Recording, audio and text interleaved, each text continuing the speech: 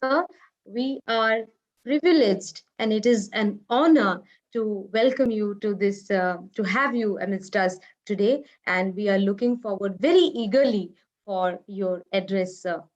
Sir, Om Thanvi, sir.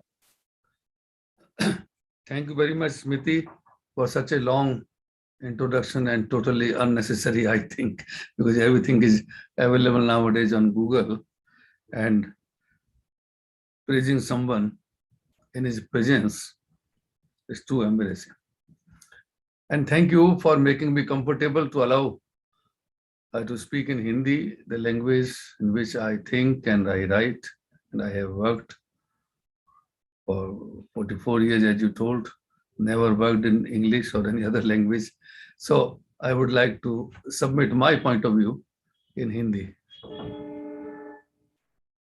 सबसे पहले तो डॉक्टर विप्लव लोहो चौधरी साहब अध्यक्षता आज के कार्यक्रम की कर रहे हैं, डॉक्टर एम बी जयराम जी, डॉक्टर उमाशंकर पांडे जी, मेरे मित्र डॉक्टर संजीव भानावत, और जो भी संभागी और वक्ता इस आयोजन में शरीक हैं, उन सबका अभिवादन मैं करता हूं।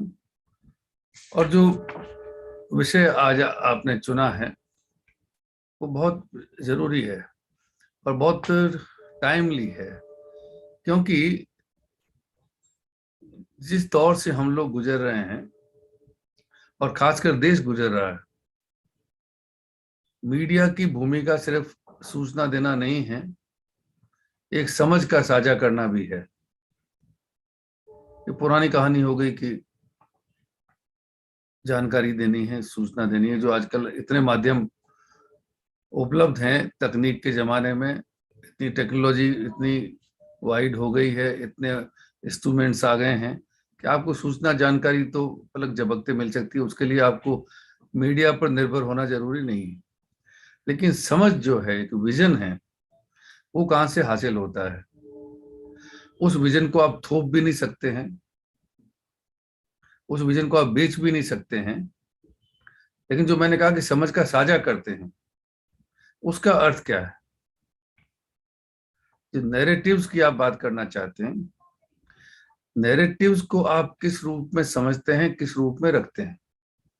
मैं चूंकि जर्नलिज्म के फील्ड से आता हूं, तो सीधे बिल्कुल उदाहरण दे करके आपसे बात करता हूं कि जैसे अभी काफी लंबा आंदोलन, जिसको ऐतिहासिक आंदोलन कहा गया, किसान आंदोलन चला। अब उस किसान आंदोलन को लेकर जो नैरेटिव मीडिया में सामने आया, वो कितनी तरह का नैरेटिव था। क्या वो सचमुच सही मायने में हमारी समझ कृषि के बारे में, एमएसपी के बारे में, उन बिलों के बारे में जो बिना किसी डिस्कशन के पास हो गए और अब बिना किसी डिस्कशन के वापस उनको रिपील भी कर लिया गया। एक जिम्मेदारी का भाव मीडिया में कितना देखने में आया। इतना मीडिया इतने सारे दौर में इतना व्यापक हो गया है। हमारे दौर में मैं कई बार इस बात को कहता हूं कि हम लोग कल्पना नहीं कर सकते थे, पर आज भी हमारे यहाँ फ्रेशर्स पार्टी थी, उसमें मैं भी गया और मैंने कहा देखिए, अंदाजा नहीं है कि आने वाले दौर में क्या क्या मीडियम आ सकते हैं एक्सप्रेशन के हमारी इस दुनिया में। हमारे दौर में अखबार थे, टेलीविजन नहीं था। फिर जब टेलीविजन आया, उसके बाद में टेलीविजन का दायरा बढ़ा, लेकिन उसके बाद टेलीविजन जो है वो खबरों के लिए रह ही नहीं गया। खबरों के नाम पे बिल्कुल एंटरटेनमेंट और बिजनेस और तमाम आप जानते हैं उन चीजों के लिए देखा जाने लगा है। और शाम को तो केबीसी के लिए लोग ज्यादा देखते हैं, खबरों के लिए आजकल नहीं देखते हैं। ये एक क्रेडिबिलिटी का संकट है, क्योंकि आपको जो नैरेटिव ईमानदारी के साथ में रखना था, जो आपको जिस समझ का साझा करना था, वो आप नहीं कर पा रहे हैं। उसका भरोसा लोगों का टूट गया। ये जो सबसे बड़ी बात है कि भरोसा टूट गया है, ये किसान आंदोलन के संदर्भ में मैं इसलिए कहता हूं कि पहले एक ऐसा नैरेटिव चला और लंबे समय तक चला जो ये जाहिर करता था कि ये आंदोलन गलत है, सरकार सही है, और बल्कि आंदोलन के बारे में ये कि इस आंदोलन को बाहर से मदद मिल रही है, इसमें तो पढ़े लिखे लोग हैं, इसमें तो लोगों के पास पैसा है, इस तरह के लोग हैं, बल्कि खालिस्तान, पाकिस्तान और पता नहीं क्या क्या था। अब उसके बाद में उस मीडिया के लिए मुश्किल खड़ी हो गई जब सरकार ने कहा कि हम इनको रिपील करेंगे। अब उनकी मुश्किल हुई, उन्होंने सरकार को भी क्रिटिसाइज किया कि आपने अचानक जो है इसको वापस क्यों ले लिया। उनकी मुश्किल है, उनकी साख खराब हुई। और वो जो मीडिया है, उस मीडिया के लिए पिछले अरसे में एक शब्द इस्तेमाल होता है, गोदी मीडिया। नहीं, सरकार की गोद में जाकर के मीडिया जो बैठ गया, तो सरकार की गोद में ही जाके बैठ गया, तो वो जनता के प्रति कौन सा नैरेटिव रखेगा, किस तरह की समझ का साझा करेगा। तो ये जो भरोसा है तो उसी दिन से टूटना शुरू हो जाता है जब पता चले कि आप जनता के साथ नहीं हैं। तो जनमत, जो आप पब्लिक ओपिनियन की बात करते हैं, तो वो जो जनमत है, उस जनमत को बनाने में उसकी कोई भूमिका हो ही नहीं सकती, बल्कि उस जनमत को बिगाड़ने की हो सकती है, उसको तोड़ने मरोड़ने की हो सकती है, उसको गुमराह करने की हो सकती है। इसलिए ये जो शब्द गोदी मीडिया है, जो काफी अब चल भी पड़ा है, लेकिन अभी इस किसान आंदोलन के संदर्भ में, इसलिए मैंने शुरुआत में ही कहा कि एक उदाहरण दे देना ठीक होगा कि क्या नैरेटिव हमने रखा, कैसी समझ का साझा हमने किया, और पब्लिक ओपिनियन, क्योंकि लोग मीडिया पे अगर भरोसा करते हैं तो जानना चाहते हैं कि आंदोलन क्या है, क्यों लोग सड़कों पे हैं। करीब 750 लोग मर गए। हमने आजादी का इतिहास का किस्सा सुना, वो बिल्कुल दूसरे किस्म की लड़ाई थी, लेकिन अपने ही देश में अपने ही हुकूक के लिए लड़ते हुए अगर 750 लोग मर गए और सरकार कहती है कि हम तो उसको वापस लेते हैं, अपने जो बिल हैं उनको, इसका मतलब वो मानते हैं कि वो गलती पर थे। और कोई नैरेटिव पार्लियामेंट में तो सामने आया ही नहीं, कोई बहस ही नहीं हुई। अगर बहस होती तो शायद उस बहस की रिपोर्टिंग होती, और उस रिपोर्टिंग में समाज जान भी सकता था कि पब्लिक ओपिनियन क्या रूप अख्तियार करती, हमको अंदाजा नहीं है, लेकिन शायद लोग समझ पाते कि इसमें कितना कितना गलत रास्ता चुना गया, और किस तरीके से, किस तरह से व्यवसायी वर्ग इसका फायदा उठाने वाला था और किसानों का नुकसान होने वाला था। तो बिल्कुल आप अंधेरे में रहते हैं, क्योंकि जो उचित नैरेटिव है वो रखा ही नहीं जाता है, और पब्लिक ओपिनियन जो है वो कोई आकार, कोई शेप नहीं ले पाती। दूसरा मैं बात कहना चाहता हूं कि जो क्रेडिबिलिटी के बाद एक जो सोशल रेस्पॉन्सिबिलिटी का जो दायित्व है, वो धीमे धीमे करके मीडिया से छींचता चला जा रहा है, यानी बहुत वो कम होता चला जा रहा है, घटता चला जा रहा है, उसका एहसास ही जैसे नहीं है। आप ये देखिए कि अधिकतर मीडिया कई ऐसी चीजों को प्रचारित कर रहा है जिनका व्यवसाय से सीधा संबंध है, कोई बेचने के लिए मीडिया का इस्तेमाल कर रहा है, चाहे सीधे सीधे उस चीज का प्रचार हो, चाहे स्पॉन्सर करके हो, और उसमें ऐसी बहुत सी चीजें भी हैं जो समाज के लिए खतरनाक हैं। उनका विज्ञापन करने में कोई भी नैतिकता, कोई भी नियम मीडिया के आड़े नहीं आता है, क्योंकि उसमें पैसा है।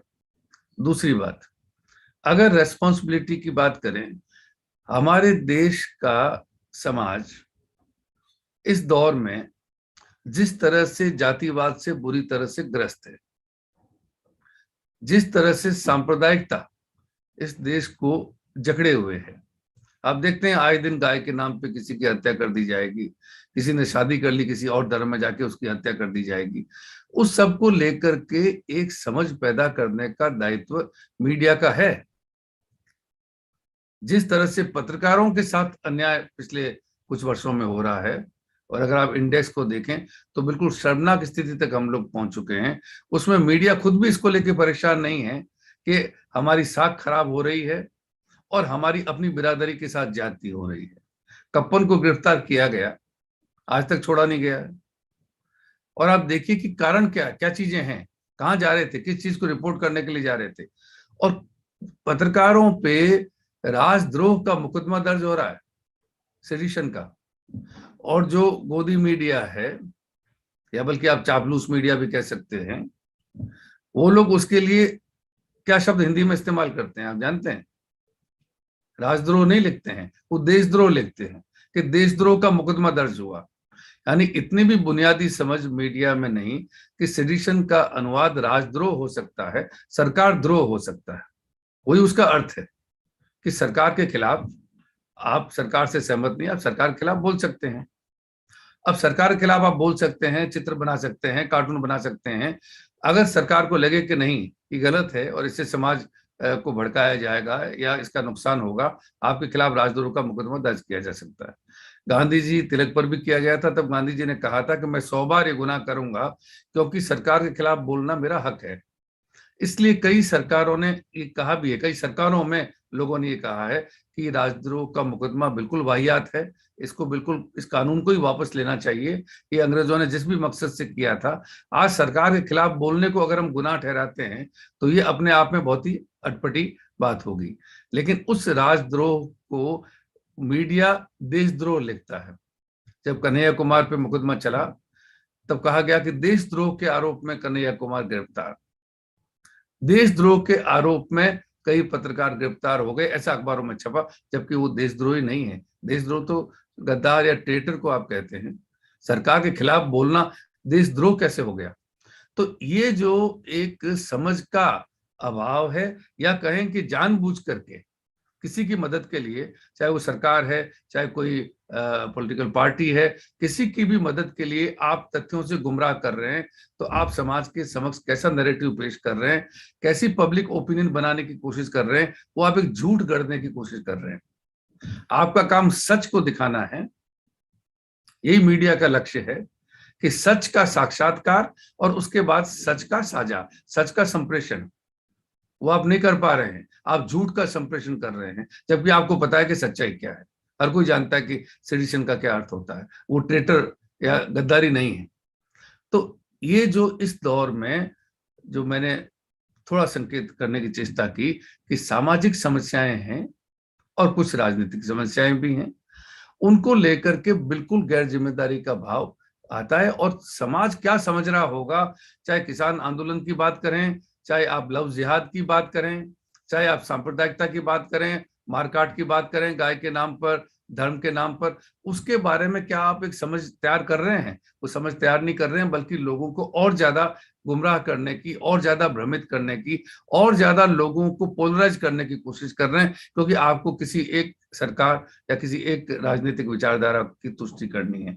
ये बहुत ही खतरनाक मोड़ कहना चाहिए कि हमारे मीडिया में, ऐसा नहीं कि पहले नहीं था, लेकिन इतना खुल के नहीं था। और जिस तरह से हम लोग देखते थे कि मीडिया में मानकेकर साहब जैसे लोग, बीजी वर्गीस साहब जैसे लोग, अजीत भट्टाचार्य जी साहब जैसे लोग, प्रभात जोशी जी जैसे लोग, ये इस तरह के लोग समाज में थे, तो समाज में उस मीडिया का विवेक और एक नैतिकता कायम थी। कोई देखने वाला था कि मीडिया का दुरुपयोग तो नहीं हो रहा है, कहीं किसी सरकार या किसी राजनीतिक दल के लिए तो हम उसका इस्तेमाल नहीं कर रहे हैं। अब संपादकों की पीढ़ी धीमे धीमे करके लगभग आप मान के चलिए कि खत्म हो गई। अब टेलीविजन में तो संपादक की जरूरत ही नहीं है। अखबार में तो फिर भी चाहिए छापने के लिए कि ये व्यक्ति फलाने पीआरबी एक्ट के हिसाब से जिम्मेदार है। लेकिन उसी देश में टेलीविजन जो ज्यादा प्रभावशाली, ज्यादा असरदार माध्यम है, क्योंकि उन लोगों तक भी पहुंचता है जो पढ़ नहीं सकते हैं लेकिन टेलीविजन देख सकते हैं, यानी गांव कस्बे तक, दूर दूर तक उसकी पहुंच है, उन लोगों तक पहुंचता है। और उन लोगों तक पहुंचता है, लेकिन उसके लिए जिम्मेदार कौन है? टेलीविजन का संपादक कौन है चैनल का? किसको आप माने कि इस सारी बेवकूफियों के लिए किसको आप गुनहगार ठहराएं? आपको पता नहीं। तो ये अपने आप में बुनियादी खामी है। रेडियो, जिसका तो इस्तेमाल ही मैं सोचता हूं कि कितनी अजीब बात है, सबसे पुराना माध्यम, और आज भी उसका इस्तेमाल मीडिया में नहीं हो रहा, यानी खबरों के लिए नहीं हो रहा है। आप विदेश में चैनल 4 ऐसे बहुत सारे चैनल रेडियो के देखते हैं। आप विदेश में एयरपोर्ट से बाहर जाएं और टैक्सी वाले के यहाँ आपको लगता है कि एक रेडियो चैनल चल रहा है जिसमें लोग बहस कर रहे हैं, क्योंकि चलते हुए रेडियो को आप सुन सकते हैं। टेलीविजन के लिए आपको आंखें गड़ा के सामने देखना पड़ता है। अखबार के लिए पढ़ा लिखा होना जरूरी है, जो कि हमारे देश में साक्षरता का जो प्रतिशत है, तो आधे लोग तो मान के चलिए कि उस ढंग से पढ़ भी नहीं सकते हैं। लेकिन टेलीविजन देखने के लिए आपको बुद्धू, इसलिए बुद्धू बक्सा, इडियट बॉक्स उसको कहा जाता है, कि आपको बुद्धू की तरह सामने बैठना पड़ेगा हर वक्त।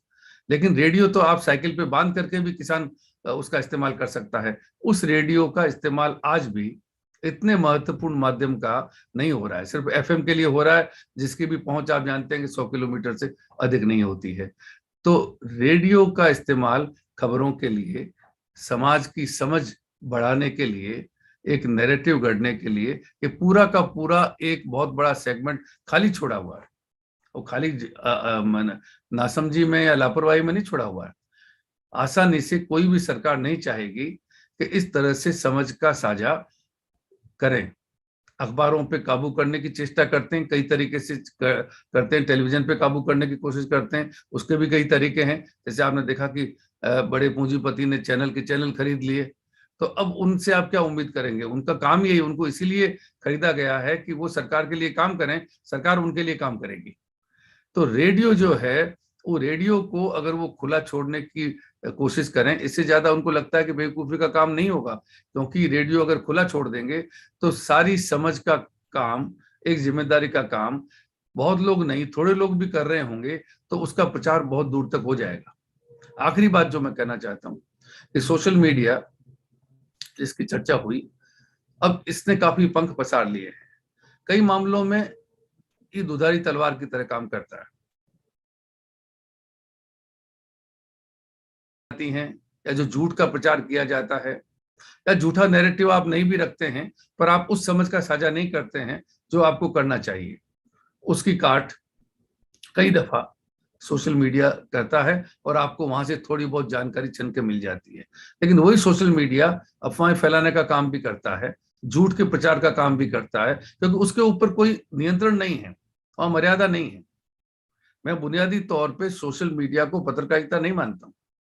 ये ठीक है कि सोशल मीडिया पे आपको अखबार भी मिलते हैं, सोशल मीडिया पे आपको लेख भी पढ़ने को मिलते हैं, कार्टून भी मिलते हैं, पत्रकार लोगों की चीजें भी वहां मिलेंगी। लेकिन फेसबुक या ट्विटर पे अगर कोई व्यक्ति अपनी बात कह रहा है, इसको आप पत्रकारिता नहीं कह सकते, क्योंकि उस पर किसी का नियंत्रण नहीं है। कोई दूसरा व्यक्ति नहीं है जो देख करके विवेक से तय कर सके ये चीज लोगों तक ले जाने लायक है या नहीं है। जैसे कि अखबार में एक व्यक्ति है जो तय करता है ये छपने लायक है या नहीं है। टेलीविजन में भी चाहे नाम ना आता हो, लेकिन कोई तय करता है कि ये दिखाने लायक है या नहीं है। लेकिन इसमें तो जो लिखता है वही तय करता है कि इसको छापना है कि नहीं छापना है। तो उसमें कई खतरे भी साथ में आते हैं। जैसे मैंने कहा कि दुधारी तलवार का मामला है। आप तथ्यों को सामने भी रखते हैं, लेकिन उसके साथ साथ आप झूठ का प्रचार भी करते हैं, बाज दफा अफवाहों का, और इतनी कई बार हिंसक जो घटनाएं घटी हैं उनमें भी सोशल मीडिया की भूमिका है। इसलिए कई दफा सरकार को सोशल मीडिया के ऊपर प्रतिबंध भी लगाना पड़ता है। मैं ज्यादा समय मुझे नहीं लेना चाहिए, लेकिन जो मैं कहना चाह रहा हूं कि जिम्मेदारी का जो भाव है ये खत्म हो गया समाज के प्रति, और इसलिए आप उस नैरेटिव की कल्पना नहीं कर सकते जो वास्तव में प्रस्तुत करने का दायित्व मीडिया का है। और इसकी वजह से जो क्रेडिबिलिटी का संकट है वो बहुत बड़ा संकट है। विश्वास बिल्कुल लोगों का नहीं रह गया है। कोई दौर में मीडिया का जो सम्मान था, मेरा मानना यह है कि वो सम्मान भी अब नहीं रह गया है। लोग शक की नजर से देखते हैं कि मीडिया किसके लिए काम कर रहा है और किस राजनीतिक दल की मदद कर रहा है, या किस सरकार की मदद कर रहा है, या किसी पूंजीपति की मदद कर रहा है। वो समाज की मदद करने के लिए जो मीडिया खड़ा हुआ है वो समाज की तो जरा मदद नहीं कर रहा है, बल्कि समाज को गुमराह करने में मदद जरूर कर रहा है।